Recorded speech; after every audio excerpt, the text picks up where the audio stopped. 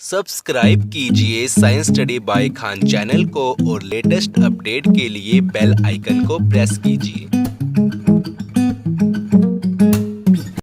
अस्सलामुअलैकुम वरहमतुल्लाहि वबरकातुहू। बिस्मिल्लाहिर्रहमानिर्रहीम। Hello student, how are you? I hope you have a great day. तो स्टूडेंट, आज हम बात करते हैं NMR nuclear magnetic resonance spectroscopy के बारे में। हमने प्रीवियस लेक्चर पार्ट 2 में इसके 4 पॉइंट्स हमने मुकम्मल किए थे। आज हम बात करते हैं 5th पॉइंट, जो हमारे रिमेनिंग पॉइंट्स है उसके बारे में। जो हमारा 5th पॉइंट है वो है प्रोसेशनल फ्रीक्वेंसी, तो उसके बारे में हम बात करते हैं। Precessional frequency,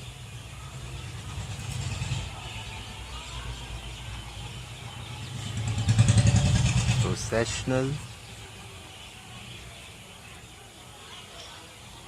frequency,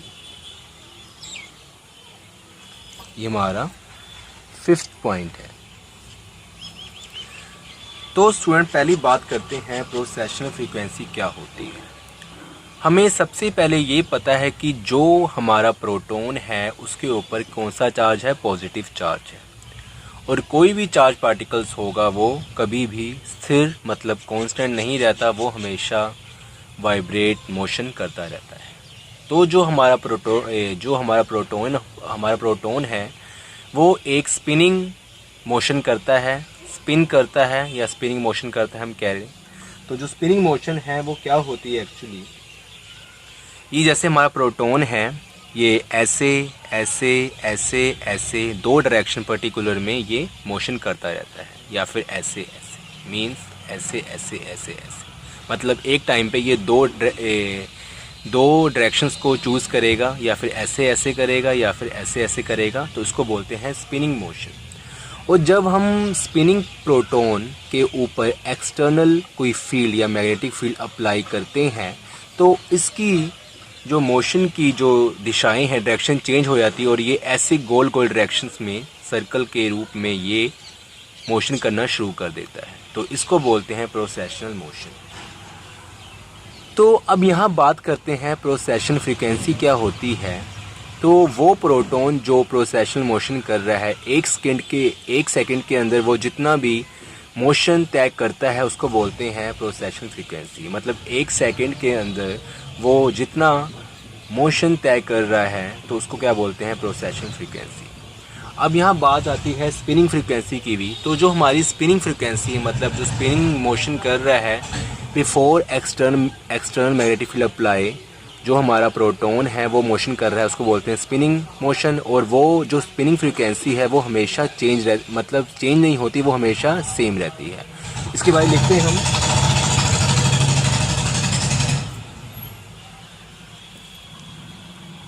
spinning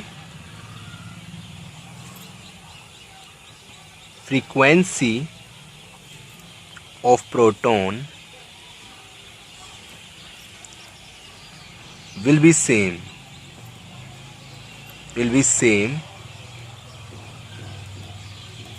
and not change with the impact of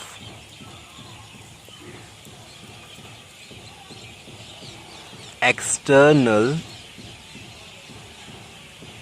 magnetic field. Okay, तो ये क्या लिखा है हमने, स्पिनिंग फ्रीक्वेंसी ऑफ प्रोटॉन की जो स्पिनिंग फ्रीक्वेंसी है प्रोटॉन की विल बी सेम, वो सेम रहती है and not change with the impact of external magnetic field, और वो एक्सटर्नल मैग्नेटिक फील्ड के असर से वो चेंज नहीं होती। बट प्रोसेशनल फ्रीक्वेंसी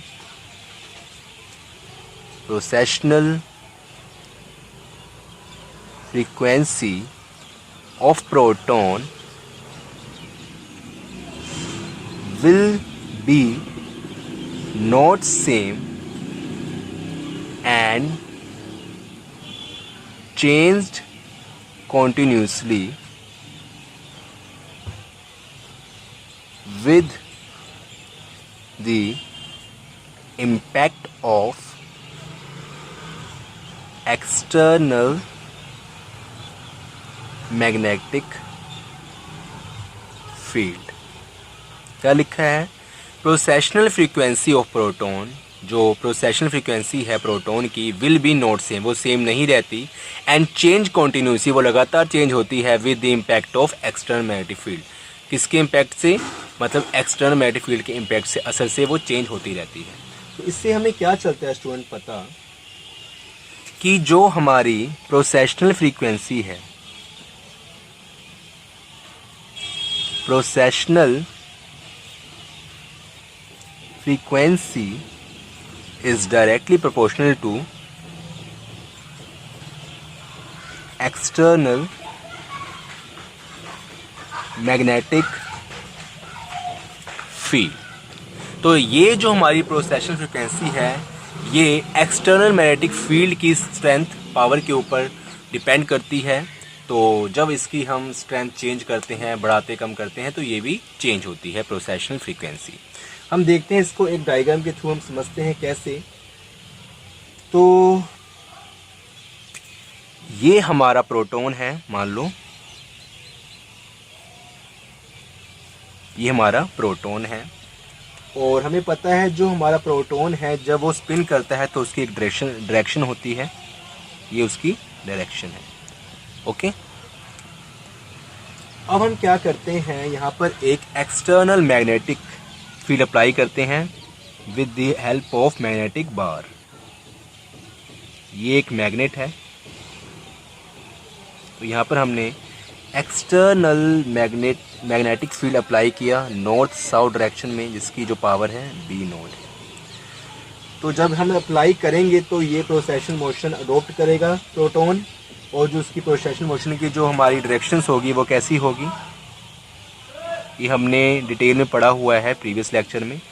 यहाँ मैं ब्रीफली बता रहा हूँ, अगर नहीं समझ आता तो आप वो देख सकते हो लेक्चर में। तो अब क्या होता है कि स्टूडेंट, ये जो हमारा है इसको बोलते हैं प्रोसेशनल ऑर्बिट। प्रोसेशनल ऑर्बिट, और इसको बोलेंगे स्पिनिंग प्रोटॉन। Spinning proton.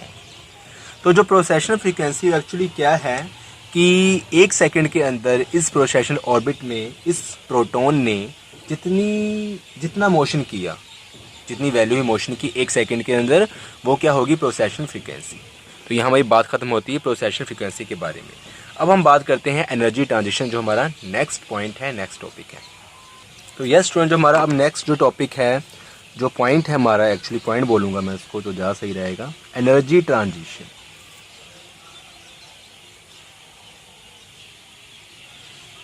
ये क्या है, इसके लिए पढ़ते हैं हम। When processional proton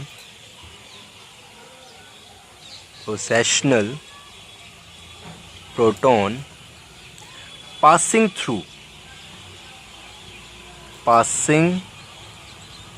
through EMR, electromagnetic resonance, okay, passing through EMR in the form of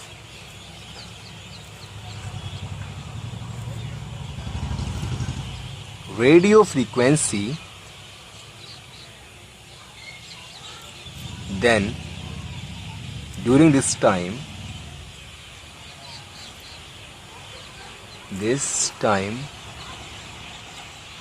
the processional frequency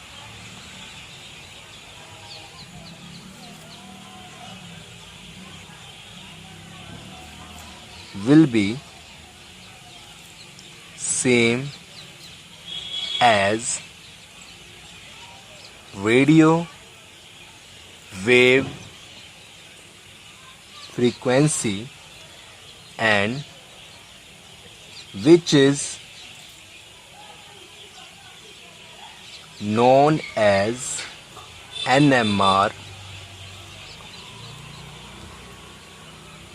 और नहीं, इससे पहले आप एक लाइन और लिखें, and resonance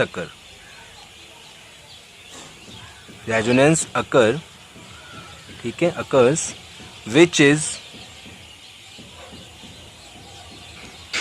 known as NMR proton transition. NMR proton goes from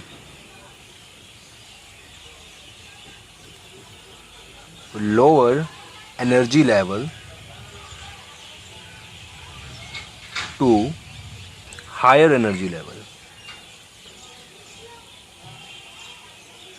okay तो उसमें क्या है कि when precessional proton passing through NMR, जो प्रोसेशनल प्रोटॉन है, जो प्रोसेशनल मोशन अडॉप्ट ने कर लिया है after applying external magnetic field, उसको जब हम एनएमईएमआर के थ्रू गुजारते हैं, उससे हम गुजारते हैं इलेक्ट्रोमैग्नेटिक रेजोनेंस से गुजारते हैं in the form of radio frequency. वो किस फॉर्म में होती है? रेडियो फ्रिक्वेंसी की फॉर्म में होती है। देन ड्यूरिंग दिस टाइम, इस टाइम क्या होता है, द प्रोसेशनल फ्रिक्वेंसी, जो हमारी प्रोसेशनल फ्रिक्वेंसी है, will be same as the radio wave frequency. तो वो सेम हो जाती है, इक्वल हो जाती है रेडियो वेव फ्रिक्वेंसी जो हमारी है उसके सेम हो जाती है, उसकी जैसी हो जाती है, उसकी इक्वल हो जाती है। एंड रेजोनेंस अकर, तो इस टाइम क्या होता है, जब प्रोसेशनल फ्रिक्वेंसी सेम हो जाती है रेडियो वेव फ्रिक्वेंसी से के जैसी हो जाती है, उसकी जैसी वैल्यू हो जाती है, तो उस टाइम क्या होता है कि रेजोनेंस अकर होता है, हमारा रेजोनेंस होता है, which is known as NMR proton. इसको क्या बोलते हैं कि एनएमआर प्रोटॉन, इस केस में क्या होता है कि NMR proton goes from lower energy level to high energy level. उसमें क्या होता है कि जो एनएमआर प्रोटॉन है वो हम कहते हैं कि लोअर एनर्जी लेवल से हायर एनर्जी लेवल में चला गया। ओके, तो ये हमारी होगी एनर्जी ट्रांजिशन। एनर्जी ट्रांजिशन मतलब क्या होता है कि energy change, proton lower energy level से हाई एनर्जी लेवल में चला गया, एनर्जी चेंज हुई क्योंकि लोअर एनर्जी लेवल में काफ़ी लो एनर्जी थी और वो हाई एनर्जी लेवल में गया तो वहाँ पर एनर्जी हाई है तो एनर्जी चेंज होगी। तो इसका मतलब क्या हुआ कि एनर्जी का ट्रांजिशन हो गया। ओके, अब हम बात करते हैं आगे एंगुलर प्रोसेशन वेलोसिटी। ओके, अब स्टूडेंट हम बात करते हैं angular precessional frequency velocity. Okay, angular precessional velocity की हम बात करते हैं।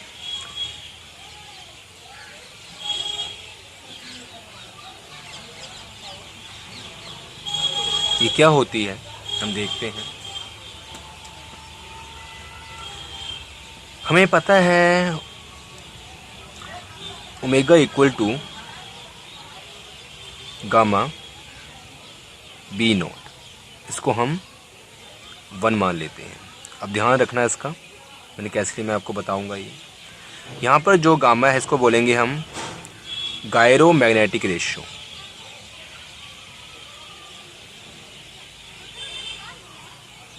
रेशियो, और जो ये बी नोट है इसको हम बोलेंगे एक्सटर्नल मैग्नेटिक फील्ड।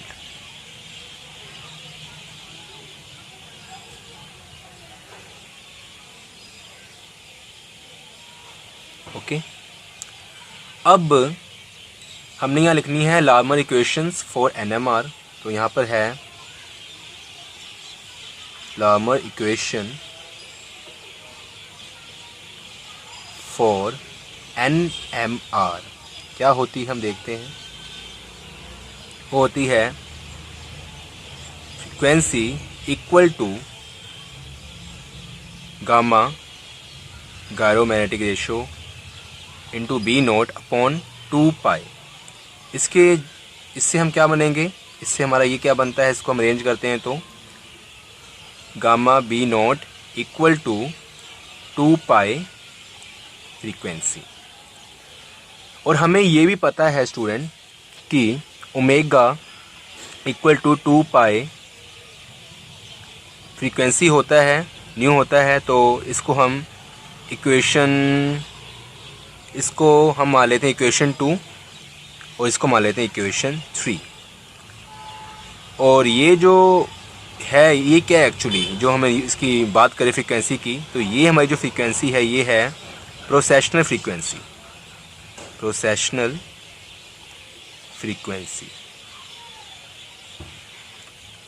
ये एक्चुअली कैसे बनी स्टूडेंट, ठीक है, हम बात करते हैं। हमने जो ये वैल्यू है, ठीक है ना, ये जो वैल्यू है लैम्डा बी नोट की वैल्यू, ये हमने पुट करी 1 में। तो यहाँ पर हम लिख देते हैं, मैंने डायरेक्ट कर दिया था कि पुट इक्वेशन 2 in 1, यहाँ मैं लिखना भूल गया था, मैंने डायरेक्ट कर दिया। और इससे हमारा क्या बना, देयरफॉर 2 पाई, जो ये हमारी गायरोमैग्नेटिक रेशियो है, इसकी इक्वली होता है म्यू अपॉन एच आई। यहाँ पर जो अपना म्यू है वही क्या है, magnetic movement of proton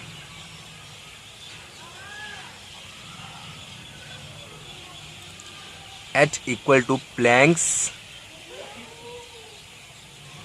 constant and I equal to spin quantum number, spin quantum number. तो इस टॉपिक को थोड़ा सा मैं आपको दोबारा बता देता हूँ। एंगुलर प्रोसेशन वेलोसिटी क्या होती है, हमने ये इसको ध्यान रखना है। इस इक्वेशन को omega equal to gamma B nought, इसको हमने 1 इक्वेशन नंबर दे दिया 1। अब ये क्या है हमारा, ये जो गामा है गायरोमैग्नेटिक रेशियो, मैं भी कंफ्यूज हो रहा हूँ इसमें। बी नोट है, इसको क्या बोलते हैं, एक्सटर्नल मैग्नेटिक फील्ड, ठीक है। अब हमें एक इक्वेशन याद करनी पड़ेगी, लामर इक्वेशन फॉर एनएमआर। ये क्या है, frequency equal to gamma B nought upon 2 pi, इसको हमने अरेंज किया तो ये बन गया gamma B nought equal to 2 pi frequency. ये इस इक्वेशन 2 को हमने 1 में पुट किया तो हमें ये मिल गया omega equal to 2 pi v. And frequency है हमारी प्रोसेशनल फ्रीक्वेंसी, जो ये है फ्रीक्वेंसी, इसको क्या बोलते हैं, प्रोसेशनल फ्रीक्वेंसी। और ये जो हमारा गामा होता है, इसको हमने वैल्यू पुट करी तो ये बन गया 2 पाई म्यू अपॉन एच, ठीक है, एच आई। म्यू क्या हमारा magnetic movement of proton, H क्या प्लैंक्स कांस्टेंट, आई क्या हमारा स्पिन क्वांटम नंबर। तो स्टूडेंट यहाँ तक हमारा लेक्चर हम इसको ऑफ करते हैं। अब नेक्स्ट में हम देखेंगे पार्ट 3 में हम एनएमआर के बारे पढ़ेंगे। अगर आपको ये वीडियो अच्छी लगी हो तो प्लीज़ इस वीडियो को लाइक करें, और आपकी अगर थोड़ी कुछ भी क्यूरी हो तो आप हमें बताएं कि आपको क्या प्रॉब्लम है, आपको क्या समझ नहीं आया, और अपना फीडबैक दें कि हम और क्या चेंज कर सकते हैं अपनी वीडियो में, और कैसे अपनी वीडियो को अच्छी बना सकते हैं। और इस वीडियो को अपने जितने भी फ्रेंड्स हैं उनके साथ शेयर करें, और अगर आपने अभी तक हमारे चैनल को सब्सक्राइब नहीं किया है तो प्लीज़ सब्सक्राइब करें, और इस वीडियो को लाइक ज़रूर करें। फिर मिलते हैं नेक्स्ट वीडियो में, पार्ट 3 में। थैंक यू सो मच इस वीडियो देखने के लिए। जज़ाकल्लाह, अल्लाह हाफ़िज़।